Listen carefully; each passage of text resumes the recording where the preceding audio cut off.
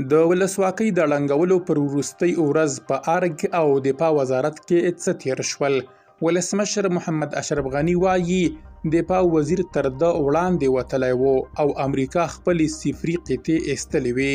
همدا راز واکمنې ډلې ولسمشر غني ته هیواد ته د راستنېدو بلنه ورکړې او دفاع وزیر یې بیا پاکستان ته کلک خبرداری ورکړی. پوره جزئیات ویډیو کې وګورئ. پاتمنو لیدونکو ستړي مشئ. ولسمشر محمد اشرف غني د ولسواکۍ د پرځولو د اګست د 15مې نیټې د ډراماټیکو شیبو په اړه وایي له سقوط وړاندې امریکایي ځواکونو خپلې ټولې صفري قطعې ایستلې وې او په عملي توګه یې د ولسواکۍ ملاتړ نه کاوه.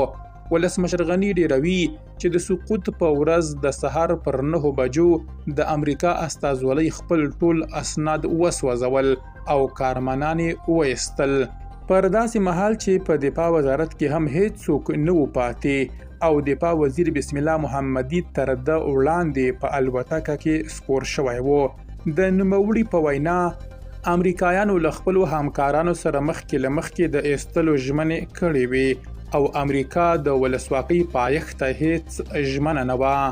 په ورته وخت کې د واکمنې ډلې لوی ویان د ولسمشر محمد اشرف غني د احتمالي بیرته ستنېدو په اړه ویلي چې ولسمشر غني او د هغه نږدې کسان کولی شي له کوم خنډ پرته هیواد ته بیرته ستانه شي او په خپله خاوره کې ژوند وکړي.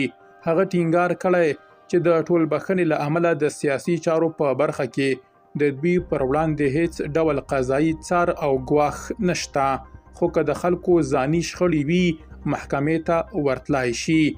بل لور ته د بهرنیو ترنګلتیاو په لړ کې د واکمنې ډلې دفاع وزیر د دوی تر واک لاندې له ملي ټلویزیون سره په خبرو کې پاکستان ته کلک خبرداری ورکړی او ویلي دي چې دوی تر دې دمه د اسلام آباد د بریدونو پر وړاندې له ستر زغم څخه کار اخیستی.